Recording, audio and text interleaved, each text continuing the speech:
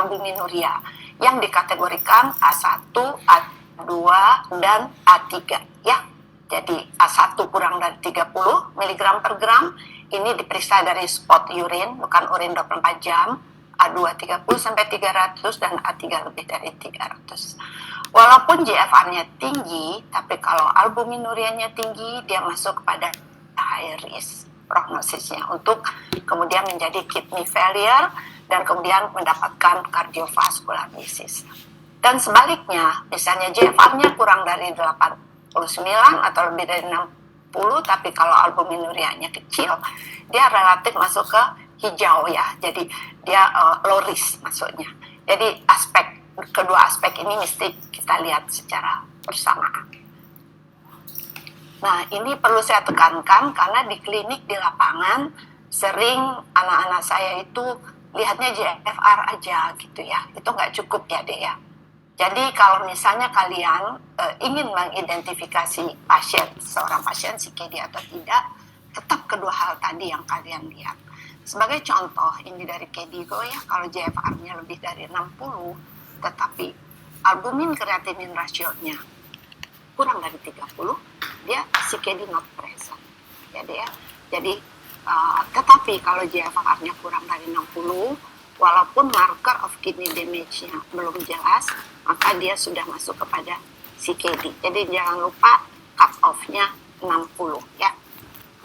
Nah, sedikit aja untuk kita memahami patofisiologi, bahwa kita tahu unit fungsional di ginjal itu sebetulnya kita sebut nefron. Nefron itu terdiri dari glomerulus dan tubulus ya.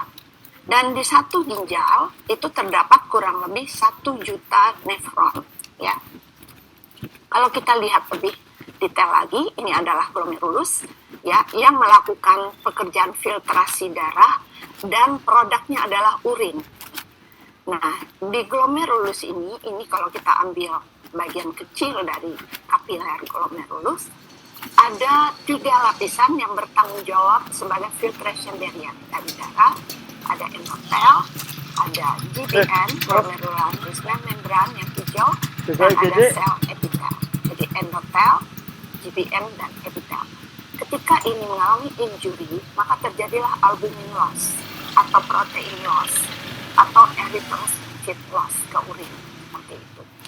Nah, jadi ada fungsi filtrasi, tapi juga ada fungsi ekskresi. Ya. Nah, kalau kita lihat lagi lebih jauh, kalau ini glomerulus, setelah difiltrasi, produknya urin disalurkan ke tubulus. Kalian bisa bayangkan bahwa dalam 1 hari, itu sekitar 180 liter darah kita difilter oleh glomerulus. Berat sekali pekerjaannya ya. Nah, tetapi yang dihasilkan sebagai urin hanya 1,5 sampai 2 liter. Siapa yang bekerja berat yang lain itu adalah tubulus ya. Dia melakukan fungsi reabsorpsi, melakukan fungsi sekresi, dan fungsi ekskresi. Jadi glomerulus dan tubulus itu sama pentingnya. Gangguan tubulus sering kita lihat ada gangguan elektrolit ya. Sementara gangguan glomerulus lebih kepada terjadi albuminnya dan proteinuria. Yang penting adalah bagaimana kita melihat individu yang berisiko untuk kemudian mengalami gangguan ginjal. Nah, kita perlu melakukan screening pada individu tertentu yang berisiko gitu ya. Dan kemudian ini secara individual ya, kita lihat risikonya seberapa apa. Lalu kemudian early diagnosis ya, early diagnosis menjadi amat penting karena kita punya kesempatan untuk melakukan modifikasi dari risiko tersebut. Kemudian kita lakukan stratifikasi, kita perkirakan prognosis, lalu kita tentu lakukan manajemen terhadap pasien tersebut.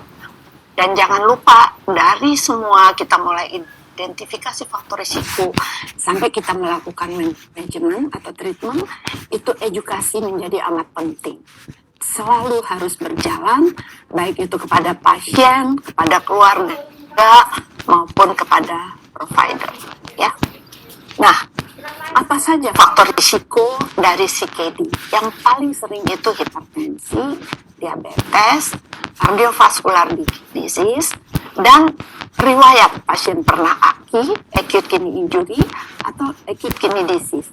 Karena ketika dia mengalami AKI atau AKD, mungkin sudah ada berapa nefron yang mati, yang rusak seperti itu ya. Walaupun kreatininnya masih kelihatan normal. Lalu juga di era climate change yang nggak bagus ini, faktor geografi juga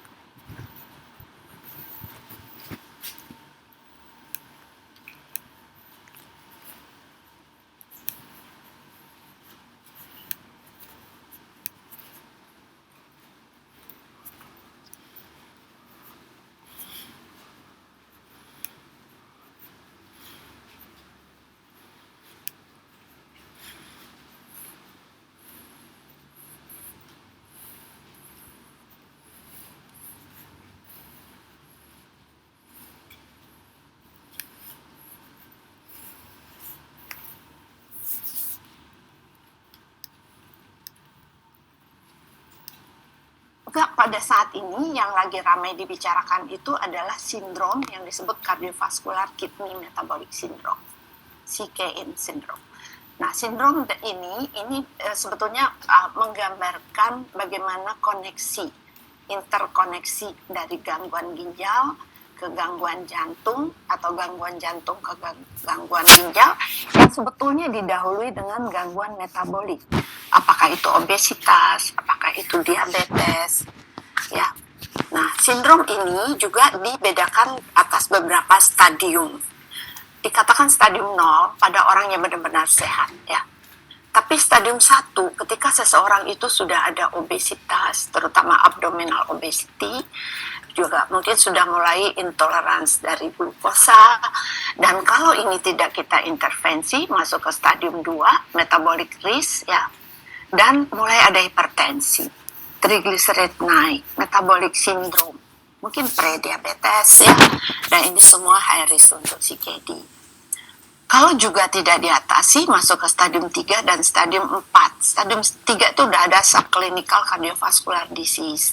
Ya, sudah ada ASCVD, mungkin sudah ada subklinik dari heart failure, dan pada akhirnya pasien akan menderita berbagai organ ini akan terlibat, bisa juga kena stroke, ya, karena cerebrovascular disease, kemudian heart failure, dan juga tentunya kidney failure itu sendiri. Nah, sindrom ini harus kita waspadai dari awal. Obesitas, ya, kemudian terutama abdominal obesity, glucose intolerance. Kita lihat bagaimana ginjal beradaptasi terhadap injury tadi, berbagai injury karena faktor risiko. Kita lihat ini ya, healthy kidney di mana nefronnya lengkap, ya, ini pasiennya sehat. Ya, jangan lupa 1 juta nefron pada satu ginjal. Tapi pada early chronic kidney disease, ini sudah ada subclinical di mana beberapa nefronnya itu sudah mungkin rusak gitu ya. Kita bisa melihat mungkin pasiennya mulai ada hipertensi seperti itu, tetapi ini masih dikompensasi dengan hipertrofi dari nefron yang tersisa, sehingga terjadi akhirnya itu kerja yang lebih berat dari nefron yang tersisa. Dan kemudian pada stadium lanjut kita lihat nefronnya makin sedikit, mulai ada albuminuria, ya, mulai GFR decline, ya, kompensasi hipertrofi, kemudian mungkin pada akhir mulai dari uremia. Dan ini adalah sudah tentunya stadium lanjut. Jadi pada stadium awal yang ingin disampaikan ada kompensasi dari nefron, ya, dia mengalami hipertrofi, dia mengalami overload pekerjaan si nefron ini. Karena itu terjadi ketidakseimbangan dari injury yang disebabkan karena berbagai hal, obesitas dan seterusnya, mungkin pregnancy, asupan garam yang tinggi,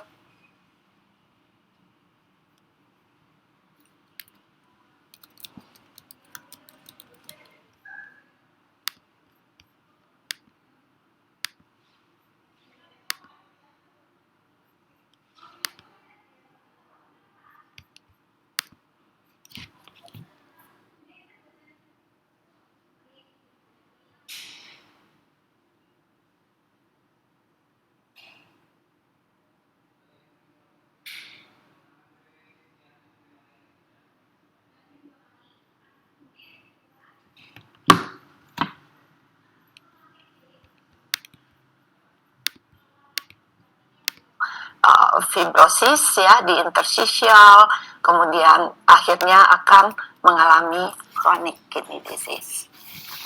Nah, penting untuk kita sebetulnya early screening dan early diagnosis. Tadi udah kita bahas ya. Jadi kita perlu mengidentifikasi populasi atau individu yang berisiko. Siapa saja yang berisiko.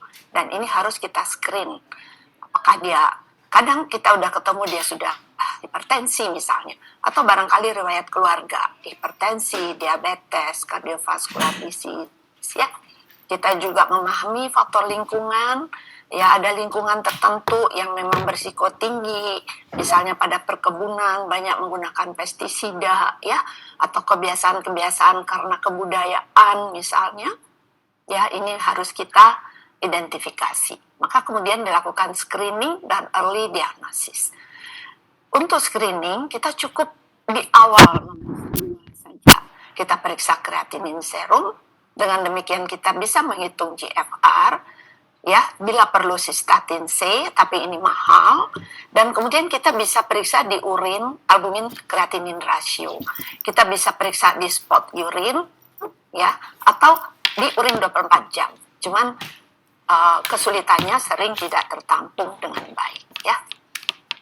Nah, kita identifikasi individu yang berisiko, ya. Apakah hipertensi, diabetes sudah ditemui pada pasien itu atau riwayat dari keluarganya. Ya. Kemudian kita lihat yang lain juga. Perempuan usia muda paling sering autoimun ya. Obesitas tadi sudah disampaikan dan sekarang juga makin banyak kita menemukan pasien gangguan genetik ya, ADPKD, polycystic kidney. Ini juga tadi sudah disebut ya, history AKI. Kemudian setelah kita identifikasi, kita lakukan tes ya, tadi sudah disebut eGFR dan albuminuria, maka kemudian kita diagnosis pasiennya CKD atau masih sehat. Kalau masih sehat, tidak ada marker of kidney damage, albumin kreatinin rasionya baik, GFR-nya baik, tetap kita lakukan screening, mungkin hanya 1 tahun sekali, atau tergantung dari jumlah risiko yang dimiliki oleh pasien. Tapi kalau sudah ada CKD, kita staging, kita cari sebabnya, gitu ya, dan kita observasi dan monitoring. Ini sepintas saja berapa kali kita melakukan pemeriksaan albuminuria dan kreatinin, tergantung dari risk factor ya. Bisa juga kita lihat dari GFR dan albuminuria A1, A2 atau A3, kalian bisa lihat. Intinya makin banyak, makin tinggi risk factornya atau kemungkinan dia akan mengalami kidney failure, maka makin sering kita periksa, misalnya bisa tiap 3 bulan atau tiap 4 bulan. Nah, yang penting juga adalah modifikasi dari faktor risiko tadi. Comprehensive management, jadi manajemennya nggak bisa satu-satu. Ya, karena pasien kita kadang-kadang, dok, obati jantungnya dulu deh, baru ginjalnya, atau sebaliknya, itu nggak bisa. Harus paralel, bersamaan, gitu ya. Nah, dampak dari berbagai faktor tadi, ya, akan terjadi manifestasi dari CKD-nya, ya, yang mempengaruhi banyak hal, mungkin saya nggak sebut satu persatu, ya, dan kemudian akan terjadi komplikasi, mengingat waktu, tapi yang penting adalah kita memodifikasi natural course dari chronic kidney disease, karena target kita adalah pada akhirnya delay progression. Sulit untuk kembali menjadi normal, dan target ini juga harus dipahami oleh pasien. Kita meminimize progresivitas dari kidney failure-nya, kita manage yang optimal, kita identifikasi komplikasi termasuk cardiovascular disease, ya, infeksi dan lain-lain. Ini guideline dari KDIGO terbaru tahun 2024. Step-step yang pertama adalah lifestyle. Ini nggak boleh lupa. Dan ini sepanjang waktu kita lakukan. Healthy diet, physical activity harus sesuai dengan toleransi pasien, sesuai dengan status frailty dari pasien, ya. Kemudian kalau dia merokok, kita stop rokok, dan weight management. Jangan lupa ini, ya, berat badan. Tadi kita ada sebut sebagai satu risk factor. Kemudian first line untuk terapi, ya, berubah dari waktu yang lalu, Untuk pasien-pasien nanti kita lihat indikasinya, kita bisa berikan SGLT2 inhibitor ya. Dan kemudian tentunya RAS blocker ini menjadi lini utama juga, terutama kalau ada hipertensi dan ada albuminuria ya, pada dosis yang dikatakan maksimum yang masih bisa ditoleransi oleh pasien. Bagi pasien yang diabetes, manajemen hiperglikemi menjadi amat penting ya. Dan obat-obat pilihannya kita sudah tahu semua, metformin ya, kemudian bisa kita berikan juga GLP-1 reseptor agonis dan lain-lain tentunya. Dan bila tekanan darah belum terkontrol baik, kita sudah tahu kita mesti kombinasi biasa dengan kalsium channel blocker. Kita juga bisa berikan non-steroid MRA, atau pada pasien yang hipertensi resisten kita berikan steroid mineralocorticoid receptor antagonis. Dan jangan lupa melihat faktor risiko lain. Biasanya pasien ada dislipidemi yang juga harus kita kelola. Mungkin kita perlu memberikan statin, ya, platelet agregasi. Kalau ada risk untuk ASCVD, ya. Kalau perlu kita tambah ezetimibe, ya, dan seterusnya. Kemudian manajemen komplikasi. Jadi memang banyak sekali kalau bicara CKD ini nggak bisa 25 menit sebetulnya ya. Jadi anemianya, CKD MBD-nya, potasiumnya, dan bagaimana kita memanage. Saya akan bahas sepintas saja. Mengenai SGLT2 inhibitor, ini memang obat yang pada awalnya adalah obat diabetes, tetapi ternyata dia mempunyai proteksi terhadap chronic kidney disease dan juga terhadap cardiovascular disease. Sehingga penggunaannya sekarang menjadi luas, walaupun memang yang kita tunggu-tunggu adalah obat ini bisa di-cover oleh BPJS. Pada pasien yang chronic kidney disease, walaupun dia non-diabetes, kalau dia albumin kreatinin rasionya lebih dari 200 dan cut off GFR-nya lebih dari 20, maka ini direkomendasikan sangat kuat ya. 1A level rekomendasinya. Dan pada GFR yang lebih rendah, 20-45 ya, ini juga direkomendasikan walaupun albumin kreatinin rasionya juga rendah, tapi ini level 2B. Namun ini masih bermanfaat untuk delay progression dari obat ini. Sementara pada diabetes ya, ini level A1A, jadi kuat rekomendasinya ketika GFR lebih dari 20 dan tidak terlalu memperhatikan albuminurianya ya. Jadi akhirnya SGLT2 inhibitor ini juga merupakan pilihan untuk CKD, apakah dia karena diabetes atau non-diabetes. Dan obat ini mesti di-withhold, ditunda kalau ada keadaan tertentu, misalnya pasien puasa, mengalami critical illness, atau pasien akan menjalani operasi.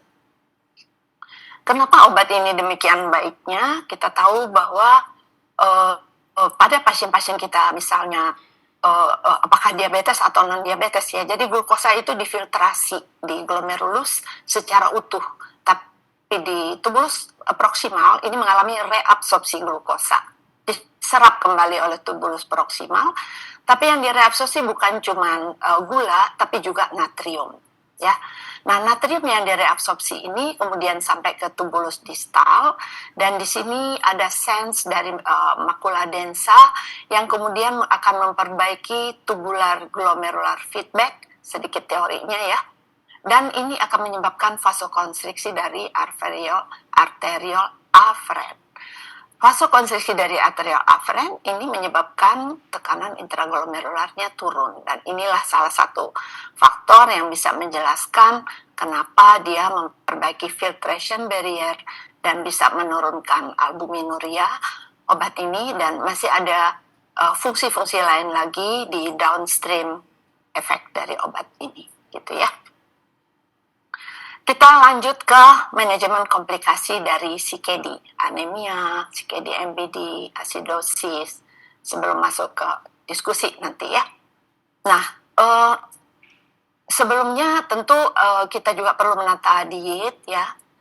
Ketika sudah CKD kita merestriksi protein, tapi tetap dianjurkan 0,8 gram per kilogram berat badan. Kita bisa memberikan lebih rendah 0,6, tapi bisa kita bantu dengan keto acid ya. Namun kita harus hati-hati sekali, terutama pada very low protein diet 0,3 sampai 0,4 harus dilakukan pada pasien yang keadaan metaboliknya stabil, dan kita perlu menambah dengan ketoasid sehingga intake atau asupan proteinnya itu masih bisa mencapai 0,6 gram per kilo gitu ya. Dan ada perubahan paradigma tentang diet ini, di mana ada istilah PLADO, Plant Dominant Low Protein Diet. Jadi lebih dari 50% dari protein nabati dianjurkan ya. Kalau dulu diutamakan dari protein hewani. Ada banyak alasan dan evidence base-nya. Jadi ternyata protein nabati ini absorpsinya untuk ini buah-buahan ya. Saya masuk ke buah-buahan dulu. Dulu kita takut sekali memberikan buah-buahan segar ya. Ternyata kalau buah-buahan segar itu absorpsinya tidak banyak ya. Dan dia banyak membantu untuk shift kalium ke intrasel ya. Jadi kita nggak terlalu takut sebetulnya, tetap boleh makan buah tetapi dibatasi, bukan nggak boleh sama sekali ya. Nah, mengenai protein, kalau dia animal protein ya, dan juga dia mengandung kalium, itu absorpsi kaliumnya lebih tinggi dari animal protein. Dan yang paling jelek adalah pada makanan yang diolah, processed food, tinggi natrium dan tinggi kalium. Jadi sebetulnya yang paling betul harus dihindari adalah makanan yang diproses. Selanjutnya, waktunya singkat ya. Bagaimana kalau pasien sudah mencapai gagal ginjal, di mana GFR-nya kurang dari 15, dia akan membutuhkan kidney replacement terapi, apakah transplantasi, dialisis, peritoneal dialisis atau CAPD, atau hemodialisis, atau pasien juga boleh memilih konservatif manajemen kalau dia sudah benar-benar paham. Ada pertanyaan, kapan sih kita mulai inisiasi dialisis? Itu pada umumnya kita lakukan, indikasinya itu kita nilai secara personal sebetulnya ya. Person symptom ya, sign-nya apa ya. Kita lihat dengan teliti, adakah keadaan yang mengancam jiwa atau tidak ya. Itu setiap pasien akan berbeda. Nah, pada umumnya kalau sudah ada sign neurologi, kesadaran menurun, anoreksia ya, fluid overload, dan macam-macam yang gangguan elektrolit, kalium yang tinggi, ini udah emergensi memerlukan dialisis ya. Tetapi kalau keadaan yang mengancam jiwa ini tidak ada, tetap harus diwaspadai dan kita masih ada waktu berdiskusi dengan pasien untuk memilih modalitas yang cocok untuk pasien, apakah PD atau HD gitu ya. Nah, itu kita nilai secara individual betul ya. Komplikasi yang sering terjadi, sebenarnya komplikasinya banyak sekali, tapi yang paling sering anemia. Kita udah tahu ya, kita harus screen hemoglobinnya. Kemudian bone mineral disease, gangguan kalsium, fosfat ya, paratiroid hormon ya, itu juga sering. Di samping acidosis metabolik, hiperkalemi, dan juga yang tidak kalah penting penyebab kematian utama adalah cardiovascular disease. Ya, mungkin saya tidak terlalu detail untuk anemia ini, tapi yang jelas adalah mekanisme utamanya defisiensi eritropoietin, tapi banyak faktor lain yang berperan. Inflamasi ya, yang menyebabkan induksi dari sitokin inflamasi pada hati untuk membentuk hepsidin, dan hepsidin ini menyebabkan penyerapan besi dari usus berkurang, dan juga efektivitas dari eritropoietin terganggu ya, dan banyak faktor yang berpengaruh untuk anemia.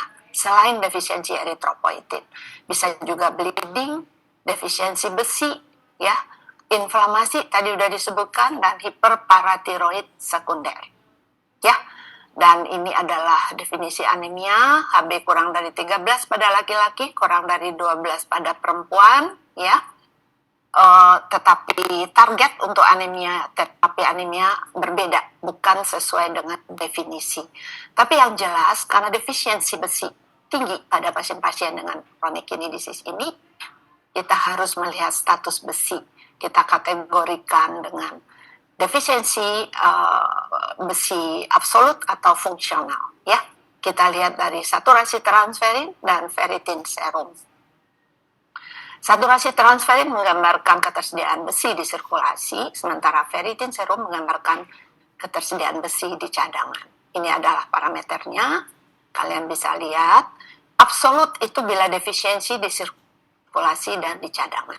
Jadi saturasinya rendah, ferritinnya juga rendah. Tetapi kalau ferritin serumnya normal atau tinggi, tetapi saturasi transferinnya rendah karena terpakai untuk erythropoiesis, maka ini disebut functional iron deficiency. Dan kita mempunyai konsensus untuk terapi anemia pada chronic kidney disease. Kalian bisa dapatkan pada panduan terapi anemia, bisa didapatkan di Parnefri ya, Perhimpunan Nefrologi Indonesia. Singkatnya kita lihat saturasi transferin, kemudian kita lihat ferritin serum, dan kita bisa dapat panduan kapan kita memberikan suplementasi besi, ya, apakah setiap berapa lama kita periksa untuk status besinya. Demikian juga dengan ESA terapi. ESA terapi ini erythropoiesis stimulating agent. Ya, jadi terapi erythropoietin ya. Ini juga ada panduannya, tapi yang paling penting adalah status besinya mesti cukup. Ya, karena kalau tidak cukup nanti erythropoiesisnya tidak optimal ya. Mungkin nanti bisa dibahas di diskusi. CKD MBD, jadi MBD ini mineral bone disorder yang juga bisa menjadi komplikasi pasien chronic kidney disease karena dialisis tidak bisa menggantikan fungsi ginjal 100%. Ya, dia hanya bisa menggantikan fungsi ekskresi, membuang toksin, membuang kelebihan air, tapi tidak bisa menggantikan fungsi hormonal. Ya, karena itu pada pasien-pasien dengan chronic kidney disease, patofisiologinya juga kompleks, saya nggak sempat menjelaskan di sini. Tapi yang kita lihat adalah paratiroid hormonnya tinggi, ini kompensasi sebetulnya karena kalsium rendah pada awalnya, ya, dan terjadi defisiensi vitamin D. Kemudian juga yang berperan adalah tingginya kadar fosfat karena tidak bisa dibuang dari urin karena faktor ekskresi yang terganggu seperti itu. Terapinya harus triad treatment ya. Jadi diet, fosfatnya kita kurangi asupannya 800 sampai 1000 mg per hari. Jadi harus 3 ini ya, diet, dialisis kalau dia sudah mulai dialisis. Artinya dialisisnya mesti adekuat, baru kemudian dibantu dengan obat. Nah, obatnya kita sebut fosfat binder. Ada yang mengandung kalsium, kalsium base, ada yang tidak mengandung kalsium, non kalsium base ya. Misalnya lantanum karbonat atau sepelamers, ini sudah ada di Indonesia tapi tidak di cover BPJS. Yang biasa kalian berikan adalah kalsium karbonat. Ya, ini adalah target dari fosfat, kalsium ya, dan juga paratiroid hormon ya. Dan kalau kalian memeriksa kalsium total, kalian bisa hitung sendiri koreksi dari kalsiumnya dengan kadar albumin. Nah, kita juga perlu tahu kapan sih kita merefer ke nephrologist. Ini adalah panduan yang baru ya, referral to specialist kidney care services ya, untuk pasien-pasien dewasa tentunya. Jadi tujuan dari referral itu macam-macam ya. Bisa karena kita mencari etiologi yang masih uncertain, kita nggak tahu nih kenapa. Tentu targetnya adalah nanti dokter ginjal harus mencari etiologi dari chronic kidney disease ya. Bisa juga kita belum tahu persis risiko dari pasien-pasien tersebut, dan juga pasien mungkin dalam waktu yang tidak terlalu lama akan menjalani kidney replacement therapy. Misalnya GFR-nya berlaku cepat ya ke kidney failure. Ini juga perlu kita rujuk.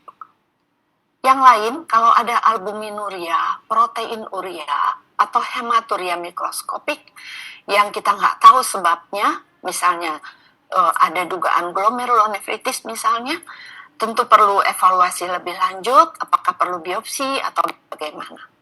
Hal-hal lain yang disebut di bawah ini juga berbagai hal ya, termasuk anemia, bone disease, malnutrisi yang sulit ditata laksana. Ini juga bisa dirujuk untuk tata laksana komplikasi-komplikasi CKD yang kadang-kadang tidak ya. Kemudian tadi saya dengar Dokter Mutia menyiapkan kasus ya, tapi sayangnya belum ada koordinasi. Mestinya sorry aja saya nggak tahu kalau yang membacakan Dokter Mutia. Tapi nanti bisa kita kalau waktunya cukup bisa kita bahas. Tapi saya izin ke panitia untuk saya juga buat kasus ya Dek. Ini dulu boleh ya panitia ya, Dokter Dana ya tadi. Dania, Prof. Silakan. Dania. Boleh ya Dokter Dania? Iya, silakan. Prof. Saya belum sempat komunikasi dengan Dokter Mutia. Baik. Jadi ini adalah ilustrasi kasus ya, Mr. A umur 28. Kasus seperti ini sering kita jumpai. Pasien ini dirujuk sebetulnya karena hipertensi. Dia diketahui hipertensi itu pada saat pemeriksaan kesehatan. Pada saat itu dia ingin melamar pekerjaan. Maka ada syarat bahwa dia sehat. Nah, dokter mengatakan dia hipertensi. Dia tidak pernah tahu sebelumnya apakah memang ada hipertensi pada dirinya. Jadi ini untuk pertama kali. Tapi dia mengetahui ayahnya memang seorang penderita hipertensi dan juga ada diabetes.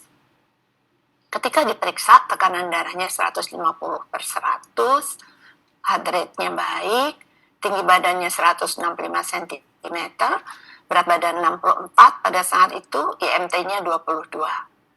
Nah, pertanyaannya, ini karena banyak, mungkin juga ada adik-adik mahasiswa, pada tahap awal, pemeriksaan apa yang perlu dilakukan untuk kita screening apakah ada chronic kidney disease pada pasien ini. Bisa dipilih A, apakah ureum, kreatinin, SGOT atau SGPT yang kita periksa. B, apakah urinalisis dan gula darah.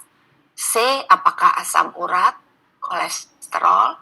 Dan D, apakah kreatinin, albuminuria yang kita bisa periksa di urin albumin kreatinin rasio atau ACR. Kira-kira apa nih? Gimana nih Dokter Dania? Ada yang berpendapat mungkin dengan melihat kasus ini, teman-teman bisa menjawab di mana Dokter Dania? Izin Prof. Iya. Mungkin kami sedang membuat pollingnya untuk di grup WhatsApp Prof. Nanti kami akan pantau via grup WhatsApp untuk jawabannya Prof. Baik. Apa kita tunggu sebentar? Mungkin boleh, sudah Prof. Ada yang menjawab.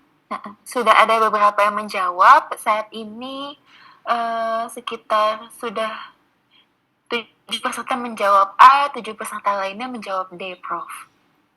Jadi kebanyakan masih berjalan. Oh, kebanyakan saat ini di Delta, Prof. Delta. Ini, nggak apa-apa. Jadi kita ini dulu ya. Boleh saya lanjut ya, Dokter Dani? Boleh. Silakan, Prof. Ya, jadi kita ulang lagi ya. Pasien ini hipertensi dan ada genetic risk factors dari ayahnya tadi. Jadi dia memang harus kita screen. Jangan-jangan sudah ada CKD gitu ya. Apa yang kita lakukan pemeriksaan? Kita melakukan 2 pemeriksaan pada tahap awal ini. Pemeriksaan serum kreatinin. Dari kreatinin kita bisa menghitung eGFR dari kalkulator. Kemudian kita periksa urin albumin kreatinin rasio. Jadi betul Dokter Dania, jawabannya D. Tepuk tangan untuk yang sudah menjawab betul. Ada hadiahnya nggak Dok? Nanti kami di akhir mungkin menyediakan hadiah untuk peserta teraktif Prof. Boleh ya. Jadi betul sekali jawabannya adalah D untuk pemeriksaan awal ya. Untuk teman-teman yang berada di garda terdepan, mungkin di layanan primer, bisa, saya nggak tahu apakah sudah semua layanan primer bisa memeriksa kreatinin. Kalau gula darah saya tahu bisa. Kalau albuminuria ini, kalau kata Pak Menteri sih udah bisa, mudah-mudahan sudah ya. Paling tidak bisa dilihat urinalisis ya Dok ya. Nah, kemudian dilakukan pemeriksaan lanjutan setelah yang tadi dilakukan pemeriksaan lanjutan. Diperiksa, tadi kreatinin 0,8 ya. Jadi GFR-nya pada pasien ini 119. Kemudian diperiksa albumin kreatinin rasio Dan dokter sempat memeriksakan 3 kali dalam waktu sekitar 4 bulan, jadi lebih dari 3 bulan, maka dokter yang memeriksa itu mendapatkan angka ini, 28, 27, dan 25. Nah, kalau kita lihat cut off dari albumin urea A1, A2, A3, ini semua di bawah 30. Ya. Sehingga pasien ini kemudian didiagnosis oleh dokter yang memeriksa itu hanya hipertensi grade 2. Pasien diberikan obat irbesartan dan amlodipin. Ini sesuai guideline ya. Fast blocker dan maunya diberikan single pill combination. Tapi karena pasien BPJS nggak ada obatnya, akhirnya diberikan kombinasi masing-masing dosis rendah, irbesartan dan amlodipin. Ya, ini sudah pilihan yang tepat. Kemudian pemeriksaan lanjutan apa yang perlu dilakukan? Ya, nggak semua saya buatkan untuk soal ya, karena pasien tadi orang tuanya juga diabetes, ya. Kemudian dilakukan pemeriksaan lipid profile, gula darah puasa, dan HbA1c. Kita lihat ya. Nah, ternyata hasilnya semua baik yang ini ya, masih bagus. Jadi tidak ada tambahan obat, ya pasiennya hanya hipertensi pada saat itu. Tapi pasien ini nakal pasiennya. Obatnya setelah habis diberikan 1 bulan, nggak kontrol, nggak minum obat lagi. Kalau menurut pasien, karena nggak ada keluhan. Jadi karena nggak ada keluhan, dia merasakan dia sehat-sehat saja. Tapi kemudian, 4 tahun kemudian, ketika itu usianya 32, dia mengeluh BAK-nya mulai berbusa. Mulai ya, diperiksa lagi, tensinya 160/100, berat badannya tambah sekarang. Ya, berat badannya menjadi 75 dan IMT-nya 27,5.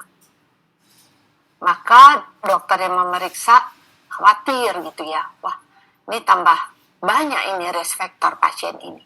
Maka dia lengkapi pemeriksaan laboratorium. Dia periksalah kreatinin, ternyata 1,2 kreatininnya. Albumin kreatinin rasionya 360. Mulai naik ya. GFR-nya masih 82 ya. Ini salah itu ya, bukan miligram per gram nih GFR ya, mililiter per menit per meter square. Kolesterol diperiksa sekarang. Ternyata total 250, LDL-nya 160 ya. HDL 50, trigliserid 185. Gula darah puasanya 145. HbA1c-nya 7. Jadi sekarang selain hipertensi yang tidak terkontrol, ini kayak sindrom CKM tadi ya, cardiovascular kidney metabolic syndrome. Yang tidak terkelola, dia menjadi grade-nya meningkat ini. Jadi CKD-nya udah stage 2 karena GFR-nya 82, albuminureanya udah A3, jadi lebih dari 300 ya. Ada diabetes, ada obesitas sekarang. Multiple risk factor. Nah, pertanyaannya, setelah diberikan pasien ini sudah diedukasi oleh dokternya rajin sekali, diedukasi, lifestyle, semua-semuanya, maka sekarang sampai kepada pemilihan obat-obat. Apakah pasien ini sebaiknya diberikan obat pilihan A, irbesartan 150, amlodipin 5 mili, dan diminta minum teratur, kemudian ditambahkan metformin 500 mg, dan bila memungkinkan empagliflozin 10 mg. Atau hal yang sama, tetapi ditambah spironolakton 25 mg. Atau hal yang sama, tapi ditambah dengan dapagliflozin 10 mg. Pilihan lainnya A dan C benar. Kita ambil polling ya, Dr. Dania. Baik, Prof. Ini untuk hasil pollingnya itu sejauh ini mayoritas partisipan menjawab delta, Prof. A dan C Sifatnya benar. pintar nih, Dr. Dania. Setuju nggak? Setuju, Prof. Saya senang ya, mungkin juga memang sudah pintar, dan artinya mudah-mudahan pesan saya sampai ya. Jadi tadi itu dokternya udah intens sekali itu modifikasi gaya hidup. Maksud saya ini jangan lupa ya, jangan lupa di setiap kita bertemu pasien ya. Ini jangan lupa modifikasi gaya hidup. Nah, sebelum masuk ke jawaban, saya kembali ke slide yang tadi. Ini pasien chronic kidney disease dan diabetes. Ya. Dan GFR-nya masih bagus tuh, 82 ya tadi ya. Dan ini adalah rekomendasi level 1A untuk diberikan SGLT2 inhibitor. Oleh karena itu, jawabannya yang benar adalah A dan C benar. Tepuk tangan dong untuk partisipan. Tepuk tangan online ya. Jadi SGLT2 inhibitor yang ada di Indonesia itu sekarang saat ini ada 2, ada empagliflosin dan juga ada dapagliflosin ya. Jadi memang pilihan yang benar adalah A dan C. Artinya kita kontrol tekanan darahnya dengan RAS inhibitor, ya kita kombinasi dengan calcium channel blocker. Untuk gulanya pilihan utamanya adalah tentunya metformin dan SGLT2 inhibitor. Nah, SGLT2 inhibitor tidak hanya dia bisa mengontrol gula, tetapi dia juga mempunyai proteksi terhadap ginjal, tadi kita sudah bahas, dan juga terhadap kardiovaskuler, seperti itu. Ya, oke. Saya boleh satu kasus lagi, dok? Boleh, Prof. Silahkan, Prof. Ini satu kasus lagi, Tuan B, 21 tahun, ya.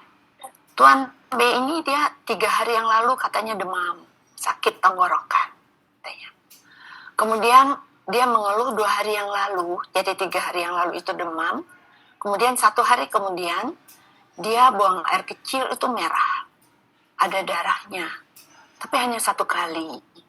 Tidak ada rasa sakit, tidak ada keluhan bengkak, ya, dan demamnya juga sudah turun. Ketika dia ke dokter, ternyata tensinya agak tinggi, 140/100. Maka dokter melakukan pemeriksaan, dilakukan pemeriksaan urinalisis, dan juga pemeriksaan kreatinin. Dari urinalisis didapatkan proteinnya positif 2, dan ada di pemeriksaan sedimen, dia menemukan eritrosit yang tinggi di urin, 16-20. Kemudian ada eritrosit yang dismorfik, 70%. Ya. Nah, leukositnya 4-5 per lapangan pandang besar. Lalu dari nilai kreatinin didapatkan 1,7 dan GFR-nya 58. Pertanyaannya, kemungkinan diagnosisnya apa pada pasien ini?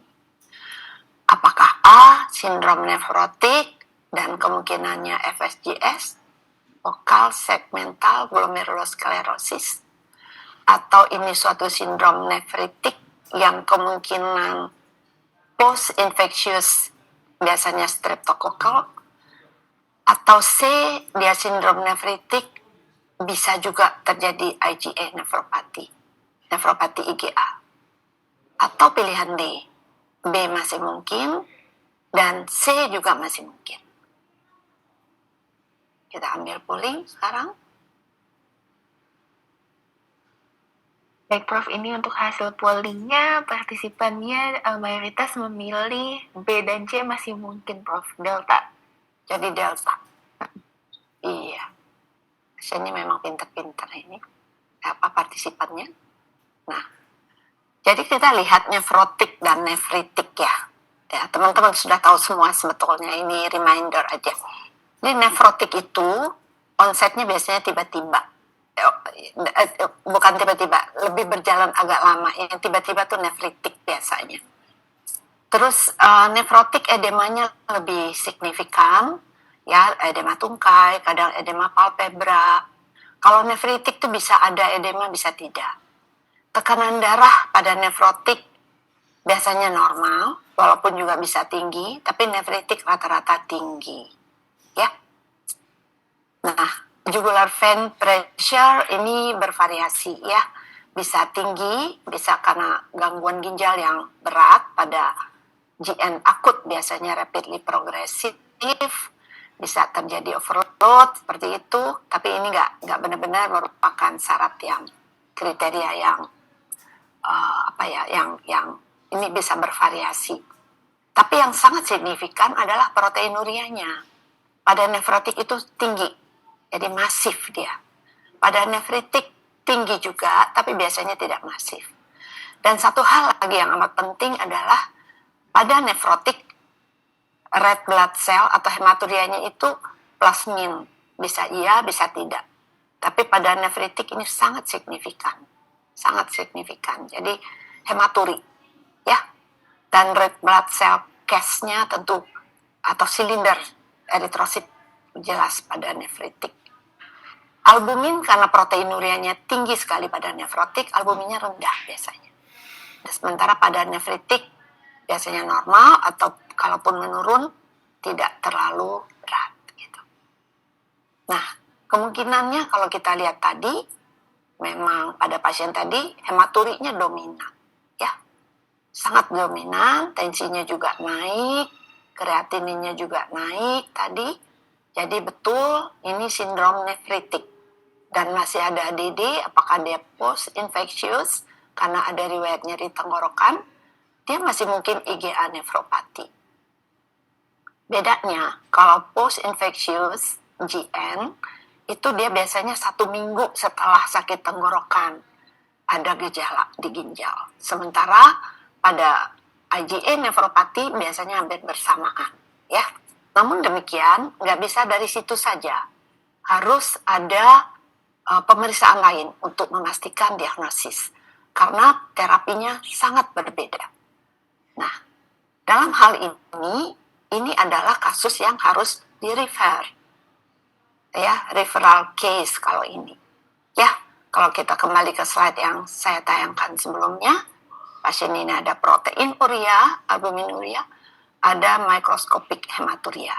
Kemungkinan besar glomerulonefritis, apakah post-infectious atau IgA nefropati. Ini harus dirujuk kasus ini, ya, kasus GN. Nah, kemudian dilakukan biopsi pada pasien ini, di mana tadi kita udah lihat ada riwayat infeksi saluran nafas atas, ada hematuri. Nah, bedanya kalau dia IgA nefropati ini mikroskop cahaya. Kita melihat ada deposit IgA pada sel mesangial, ya. Dan pada imunofluorescence dari kidney biopsi, endapan IgA-nya, imunoglobulin A pada sel mesangial. Sementara kalau dia post infectious GN pada post streptokokal misalnya, sangat berbeda gambaran histopatologinya, ya. Kita banyak melihat sel-sel inflamasi neutrofil pada glomerulus dan deposit dari imunofluoresennya itu terutama imunoglobulin G dan komplement 3 gitu. Jadi sangat berbeda. Terapinya sangat berbeda. Dan ini adalah salah satu contoh kasus ini adalah kasus rujukan. Baik, Dokter Dania, kita sampai ke diskusi mungkin. Masih ada waktu. Baik, Prof. Aida. Mungkin ini izin kami lanjutkan untuk materi dari Dr. Mutia dulu. Apakah diperkenankan, Prof? Boleh aja kita coba ya. Sayang Dr. Mutia belum diskusi sama saya. Jadi saya dikasih kasus, tapi saya nggak tahu kalau kasus itu yang dibawakan atau saya modifikasi. Tapi nggak apa-apa, silakan. Coba paling nggak satu kasus ya, coba ya. Silakan Dr. Mutia. Mungkin panitia bisa bantu share screen terlebih dahulu. Baik, dokter. Sebentar dok, kami izin share screen.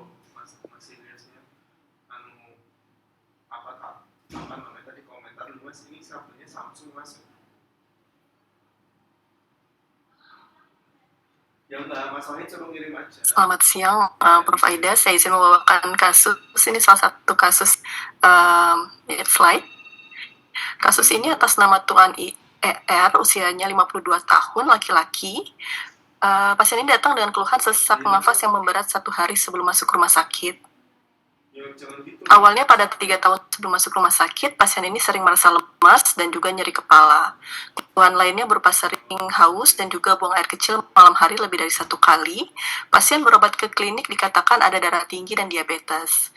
Namun pasien tidak berobat rutin, gula darah sempat mencapai 400 dengan tekanan darah juga yang tidak terkontrol sampai 190/110. Ada keluhan lainnya berupa kebas-kebas dan kesemutan di kedua tangan dan kaki yang hilang timbul. Lalu ada buang air kecil yang berbusa serta namun untuk keluhan mata buram tidak ada. 1 tahun sebelum masuk rumah sakit, pasien mulai ada keluhan bengkak di kaki, namun hilang timbul dan biasanya hilang dengan aktivitas. Pasien juga mulai merasa cepat lelah dengan aktivitas, namun tidak ada keluhan sesak saat malam hari maupun saat tidur terlentang. 3 bulan sebelum masuk rumah sakit, kaki pasien semakin bengkak dan juga tidak menghilang bengkaknya. Pasien mulai susah berjalan karena kaki terasa berat. Pasien juga sering merasa mual-mual dan nafsu makan berkurang, serta mulai ada keluhan sesak ketika berbaring terlentang. Pasien kemudian dirujuk ke rumah sakit di Bekasi dan disarankan untuk hemodialisa, namun pasien pada saat itu belum bersedia. Slide. Pada saat datang, pasien keluhan sesak memberat, terutama saat berjalan jauh dan juga pada saat tidur malam hari. Namun untuk keluhan terbangun pada malam hari karena sesak di sangkal, pasien sering sulit tidur karena sesak. Keluhan batuk ada, terutama jika pada posisi tiduran. Keluhan demam di sangkal, keluhan kaki bengkak masih ada. Saat ini buang air kecil masih banyak dengan frekuensi kurang lebih 8 kali per hari dengan volume 100-200 ml tiap buang air kecil. Warna kuning jernih namun ada keluhan berbusa. Pasien akhirnya ke IGD RSCM.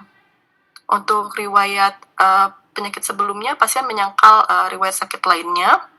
Namun pada keluarga memang ada riwayat diabetes pada ayah dan kakek pasien juga menderita gagal ginjal. Pasien sebelumnya sudah dapat terapi dari rumah sakit sebelumnya yaitu dengan amlodipin, kandesartan, bisoprolol, furosemid, bignat, tablet tambah darah, asam folat dan juga metformin.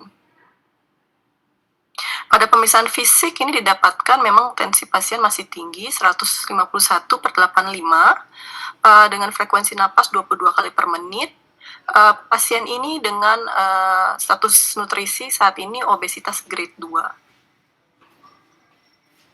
Pada pemeriksaan fisik yang didapatkan positif yaitu konjuktiva pucat dengan JVP 5+3, lalu ditemukan pada pemeriksaan paru rongki basal bilateral, pada pemeriksaan abdomen tampak cembung, dan pada ekstremitas didapatkan pitting edema pada tungkai bilateral. Dari pemeriksaan lab, pasien saat ini HB 8,5 dengan peningkatan uroim 176 dan kreatinin 13,9. Saat ini IGFR 3,6. Didapatkan juga pada pasien ini hiperkalemia 5,3 dengan kalsium hipokalsemia ringan 1,0 kalsium ionnya. Untuk fosfat sudah mulai meningkat menjadi 6,3, albumin hipoalbuminemia 2,8. Ya, selanjutnya next. Berikut untuk pemeriksaan lainnya. Ya, next. Dilakukan pemeriksaan urinalisis. Di sini didapatkan untuk albumin +3, glukosa +3, didapatkan darah dan HB +1. Untuk leukosit masih dalam batas normal, eritrosit 0-5, didapatkan juga silinder positif dan juga sel epitel yang positif. Next. Dilakukan juga pemeriksaan mikroalbuminia sewaktu, urin ACR-nya didapatkan hasil 4.200. Next. Berikut untuk tren gula darah pasien saat rawat inap. Memang untuk beberapa kali pasien gula darahnya masih tinggi. Next. Untuk EKG didapat masih dalam batas normal. Untuk pemeriksaan radiologi memang ditemukan juga adanya pneumonia pada pasien dan suspek efusi pleura pada paru sebelah kiri. Dilakukan juga USG pada pasien, didapatkan ginjal pasien ini sudah dalam gambaran awal parenkim ginjal kronik. Berikut untuk daftar masalah pasien, yaitu CKD G5A3, saat ini statusnya belum mulai inisiasi hemodialisa dengan anemia, curiga anemia renalis, hipertensi belum terkontrol, diabetes tipe 2 pada obes grade 2 dengan gula darah yang juga belum terkontrol dengan OAD, didapatkan hiperkalemia 5,3, hipokalsemia dan hiperfosfatemia, et causa CKD MBD, dan juga hipoalbuminemia 2,8. Next. Saat ini tata laksananya sebagai berikut. Pada saat dirawat inap ini, pasien dilakukan inisiasi hemodialisa, Prof. Next. Oke, mungkin satu kasus terlebih dahulu ya, Prof. Boleh, kasusnya kompleks banget nih. Semuanya ada. Ya, jadi silakan Dr. Mutia mau bahas apanya. Ya, izin Prof. Jadi memang pasien ini kan pada saat awalnya itu menolak hemodialisa ya, Prof. Mungkin ketika pasien sudah sampai pada tahap CKD stage 5 ya, Prof. Ya, CKD stage 5 itu kapan kita memulai terapi pengganti ginjalnya, Prof, mungkin? Iya, seperti itu. Jadi tadi kalau kita lihat pasien ini sayang sekali ya, dia ke dokter pertama kali 3 tahun yang lalu ya tadi ya. Sudah diketahui hipertensi, ada diabetes, tapi kontrol tidak teratur ya, Dr. Mutia? Iya, benar, Prof. Nah, jadi kita sebetulnya sayang gitu ya, sebetulnya kalau kita dari awal itu kan tadi yang kita bahas, kalau risk factornya kita kontrol dengan baik, ya mudah-mudahan pasien tidak secepat ini dalam waktu 3 tahun masuk ke gagal ginjal. Tapi memang di lapangan kasus seperti ini yang sering kita jumpai. Jadi teman-teman jangan lupa, jangan pernah bosan untuk memberikan edukasi ke pasien. Ya, itu yang pertama, hal yang penting yang kita bisa pelajari dari pasien ini. Sebetulnya yang perlu juga kita gali adalah kenapa dia tidak kontrol. Apakah benar-benar pemahaman terhadap penyakitnya dia belum paham atau belum mengerti, atau ada kendala lain misalnya. Ya, apakah rumahnya jauh dari rumah sakit atau apa. Nah, ini perlu kita identifikasi karena kemudian kita akan menata laksana komplikasi pada pasien ini, termasuk anemianya nanti. Kalau dia tidak patuh, ya, termasuk juga kontrol tekanan darah, maka prognosisnya nggak bagus gitu. Itu yang perlu digali juga dari anamnesis dan ditambahkan pada edukasi, itu ya. Dan ya pada akhirnya pasien ini datang ke kita sudah end stage, sudah memerlukan terapi pengganti ginjal. Nah, kalau ditanyakan kapan mulai, tadi di slide saya sudah ada ya,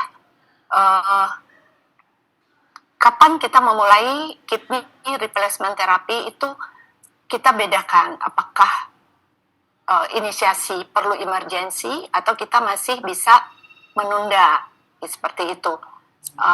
Jadi tidak emergensi gitu ya. Nah, kalau yang emergensi ada gejala yang mengancam jiwa, itu panduannya. Nah, kita lihat apa yang mengancam jiwa pada kasus ini. Ada overload, mengancam jiwa ya, karena keluhannya sesak dan klinisnya dokter menemukan tanda-tanda overload, ya kan? Ya, JVP-nya tinggi, dari ada ronchi, dari toraks otonya juga ada, katakanlah mulai ada edema paru, di samping juga ada infeksi tadi pada pasien ini. Jadi kemudian dari elektrolit ada hiperkalemi pada kasus ini. Walaupun hiperkaleminya 5,3 dan EKG-nya juga masih cukup baik, tapi kalau kita tidak cepat bisa terjadi peningkatan kalium yang mungkin juga bisa mengancam jiwa, bisa terjadi aritmi, dan tentunya bisa kematian mendadak. Nah, pada pasien ini, dua hal ini yang merupakan indikasi untuk kita memulai dialisis, hemodialisis ya, atau HD. Keadaan yang lain seperti anemia tidak merupakan indikasi untuk mulai dialisis, hipokalsemi juga tidak, hipoalbumin juga tidak. Tapi ada dua tadi. Nah, itu kita terlambat tapi pada pasien ini. Karena pasien tidak mempunyai kesempatan untuk memilih dia mau apa. Apakah dia mau HD, hemodialisis, atau mau peritoneal dialisis. Dan kita tidak punya kesempatan menyiapkan pasien untuk transplantasi. Karena sebenarnya kalau kita ketemu pasien ini jauh hari, siapa tahu dia transplantasi, siapa tahu dia punya donor misalnya. Ya, jadi ini benar-benar terlambat ya, sehingga cost-nya menjadi besar.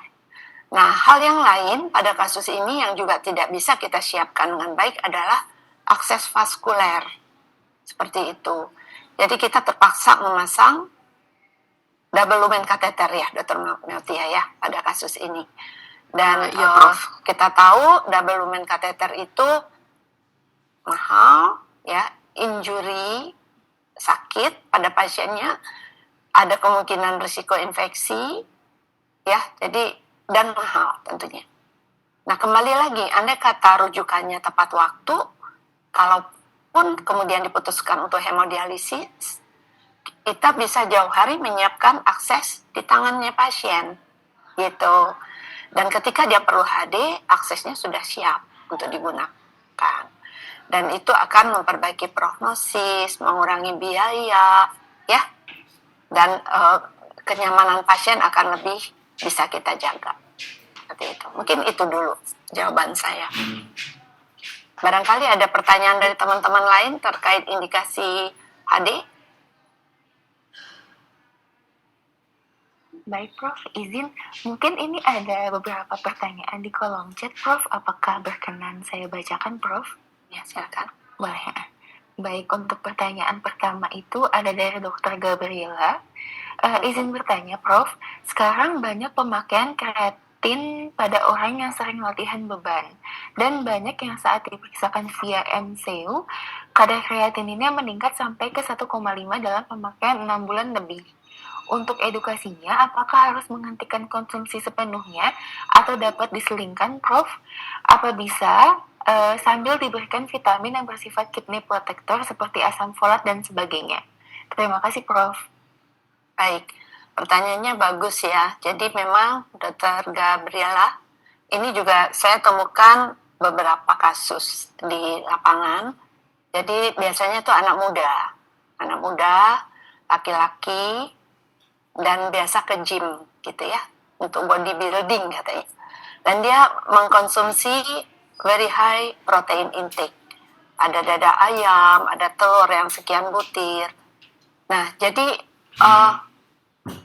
intake terlalu tinggi protein itu tidak baik ya. Kenapa tidak baik? Karena akan memicu vasodilatasi dari arteriol eferen, sehingga tekanan intraglomerulernya akan naik ya. Tekanan intraglomeruler naik, terjadi injury pada filtration barrier dan bisa memicu albuminuria. Dan kalau ini berkepanjangan ya terjadi chronic kidney disease juga. Itu salah satu teorinya. Teori yang lain memang beban metaboliknya kan akan makin tinggi. Ya. Dan protein itu metaboliknya memicu asidosis juga. Protein yang sangat tinggi tadi. Jadi di satu sisi protein sangat penting, tapi kalau berlebihan dia menjadi toksik seperti itu. Nah, tentu edukasinya kalau ditanyakan intake protein yang cukup, tidak berlebihan dan juga tidak kurang.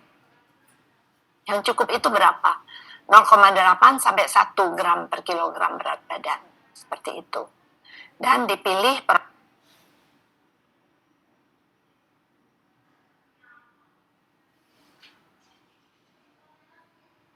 tapi yang benar-benar sehat seperti itu. Tidak dalam bentuk suplemen, ya. Lebih baik dari dalam bentuk makanan. Kira-kira demikian jawaban. Baik, terima kasih Prof atas jawaban pertanyaannya yang sangat jelas dan komprehensif, Prof. Mungkin izin ada satu pertanyaan lagi, Prof. Apakah boleh saya bacakan, Prof? Boleh, silakan. Boleh. Baik, yang pertanyaan kedua dari Dr. Sofi. Selamat siang, Prof. Perkenalkan, saya Sofi dari Jakarta. Izin bertanya, pada pasien CKD dengan anemia, di mana didapatkan ferritin normal tinggi, namun saturasi transferinnya rendah, apakah kita dapat secara agresif tetap memberikan besi intravena sebelum memulai erythropoietin stimulating agent? Terima kasih sebelumnya, Prof. Dr. Sofi ya tadi ya. Terima kasih untuk pertanyaannya. Jadi memang tadi saya sudah jelaskan juga ya, kita melihat saturasi transferin dan ferritin serum. Pada kasus Dr. Sofi, ferritinnya cukup, tetapi saturasi transferinnya rendah. Artinya ini anemia defisiensi besi fungsional. Ya. Nah, karena itu kita harus cari ini, apakah ini benar-benar hanya semata-mata anemia defisiensi besi fungsional atau ada inflamasi juga di situ yang berperan. Karena pada inflamasi itu ferritin itu dia bereaksi positif.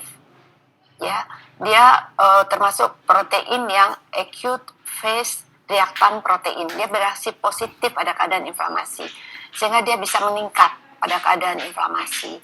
Jadi tolong juga dilihat pasien itu apakah pada saat ini ada pada kondisi-kondisi inflamasi atau tidak. Mungkin dia mengalami infeksi, ya, atau inflamasi yang lain. Tapi kalau itu tidak ada, dan kita menganggap ini suatu defisiensi besi fungsional, kita koreksi dulu defisiensi besinya. Jadi kita bisa memberikan terapi besi terlebih dahulu. Dengan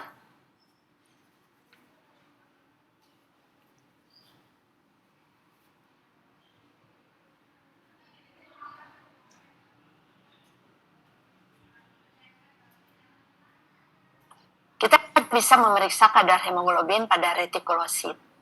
Jadi itu namanya reticulocyte hemoglobin equivalent, disingkat RET-HE.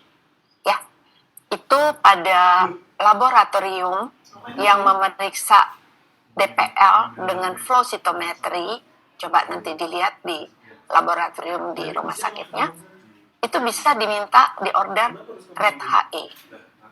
Jadi itu mengukur kadar hemoglobin dalam retikulosit. Kita tahu retikulosit itu adalah sel terakhir yang dibuat di sumsum tulang.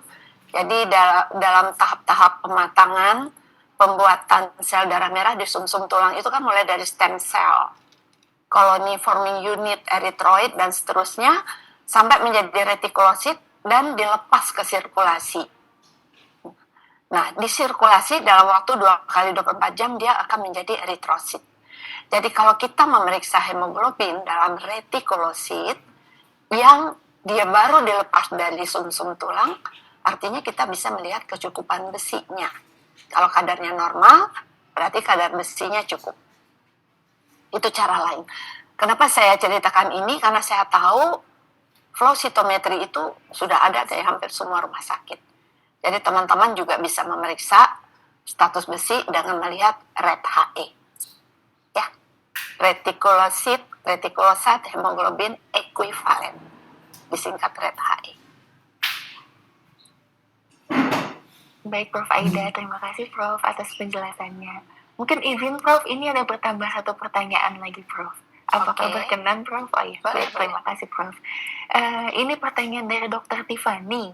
Selamat siang Prof, izin bertanya. Untuk pasien dengan sindroma nefrotik yang cenderung dependen dengan steroid, yang dari gambaran biopsi ginjal didapatkan gambaran minimal change disease dengan kulasan positif IgM. Terapi imunosupresan tambahan apakah yang sekiranya dapat diberikan? Terima kasih Prof. Baik, terima kasih Dr. Tiffany, pertanyaannya juga bagus. Jadi pada pasien dengan sindrom nefrotik, kalau sudah jelas penyebabnya minimal change, itu memang pilihan utamanya steroid. Tapi kalau dia dependen dengan steroid, kita lihat lagi fungsi ginjalnya ya. Kalau fungsi ginjalnya baik, artinya memang benar-benar steroid dependent, bukan karena pasiennya kadang gini, dokter Tiffany, minum obatnya nggak teratur karena efek samping steroid, misalnya moon face atau jerawat. Jadi kita pastikan dulu pasien minum obat dengan dosis yang cukup dan lama pemberian yang cukup. Ya, kalau itu benar dan dia dependen dengan steroid, ada obat lain yang kita bisa berikan untuk mengurangi relapse. Ya, antara lain kita sebut rituximab namanya. Ya, rituximab itu obat yang anti CD limfosit T yang bisa menghambat dependensi dari pasien-pasien minimal change untuk mendapatkan steroid. Kita biasanya berikan paling tidak 2 kali pemberian, tapi memang tidak di cover oleh BPJS juga ya. Pada kasus tertentu bisa kita mintakan dengan permintaan khusus ke BPJS atas indikasi dari steroid dependent minimal change disease. Mungkin itu yang bisa saya sampaikan. Tapi itu kasus rujukan, Dr. Tiffany. Jadi dirujuk aja pasiennya. Baik, terima kasih banyak Prof. Aida dan Dr. Mutia. Mungkin karena keterbatasan waktu, kami harus mengakhiri sesi diskusi di kasus keempat ini ya Prof dan Dokter. Terima kasih banyak atas Prof. Aida dan Dr. Mutia untuk diskusinya yang sangat menarik dan komprehensif. Izin Prof dan Dokter, mungkin ada pesan penutup yang ingin disampaikan kepada teman-teman peserta? Baik, terima kasih teman-teman sejawat semuanya. Jadi tadi kita sudah lihat penyakit ginjal kronik atau pasien gagal ginjal ini banyak sekali ya. Begitu sudah gagal ginjal, biayanya besar dan angka kematiannya tinggi.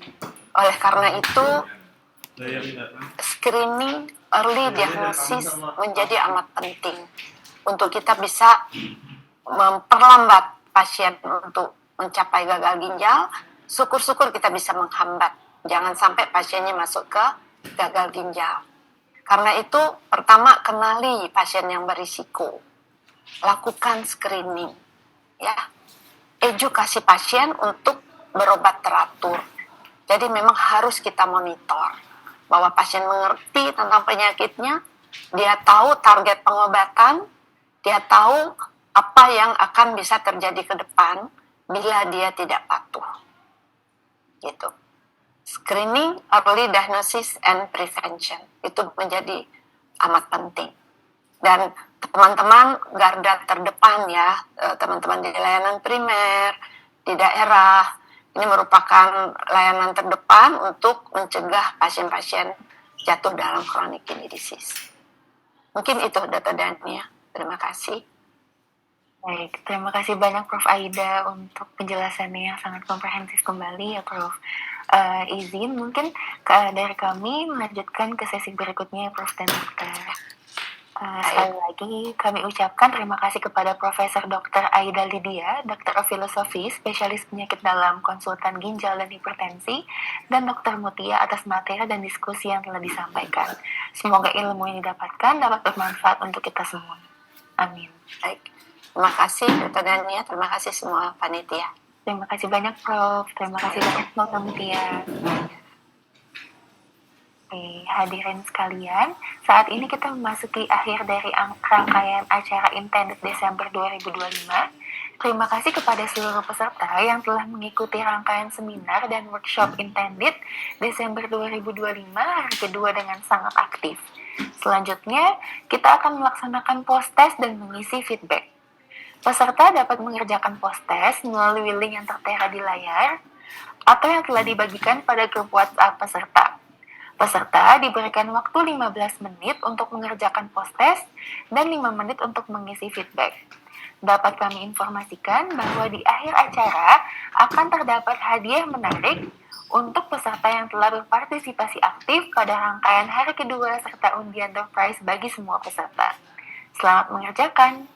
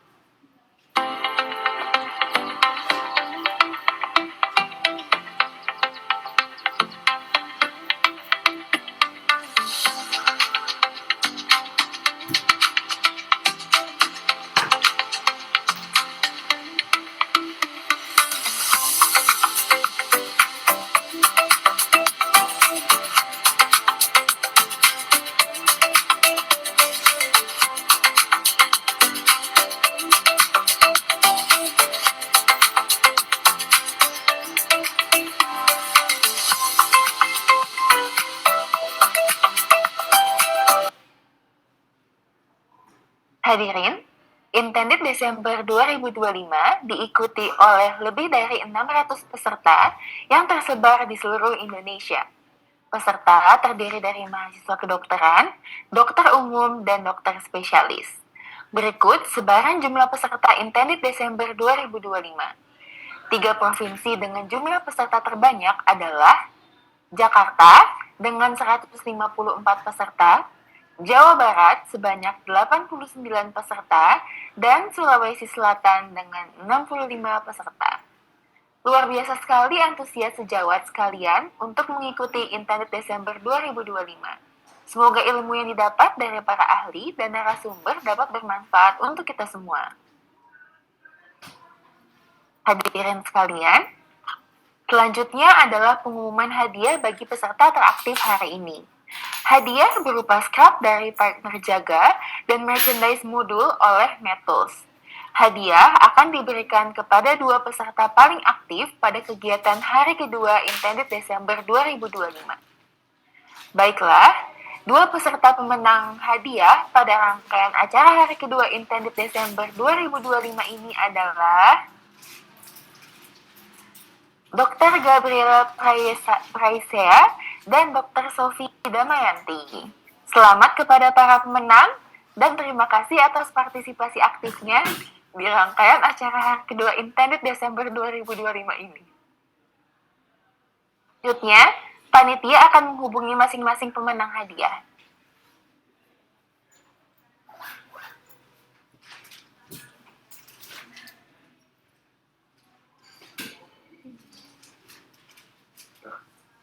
Selanjutnya adalah pengumuman door prize untuk 2 orang peserta yang beruntung. Door prize berupa voucher medical check-up dari Prodia senilai 2 juta rupiah. Menarik banget kan ya? Tanpa berlama-lama, mari bersama-sama kita putar spin wheel-nya.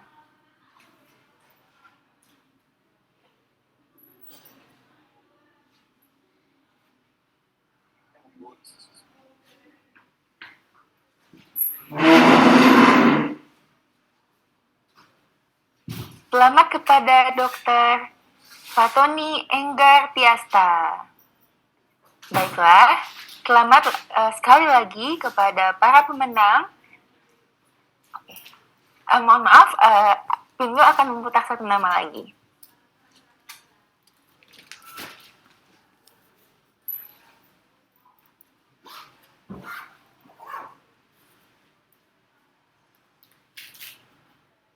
Wah, selamat ya kepada Dr. Melvin Andrean. Baiklah, sekali lagi selamat kepada para pemenang dan terima kasih atas partisipasi aktifnya. Semoga ilmu dan hadiah menarik yang didapatkan bisa bermanfaat untuk kita semua. Selanjutnya, panitia akan menghubungi masing-masing pemenang. Selain itu, seluruh peserta Intended Desember 2025 juga akan mendapatkan voucher diskon pemeriksaan dari Prodia sebesar 20% di wilayah Jabodetabek dan 15% untuk nasional. Hadirin sekalian, demikianlah rangkaian acara Intended hari kedua Desember 2025.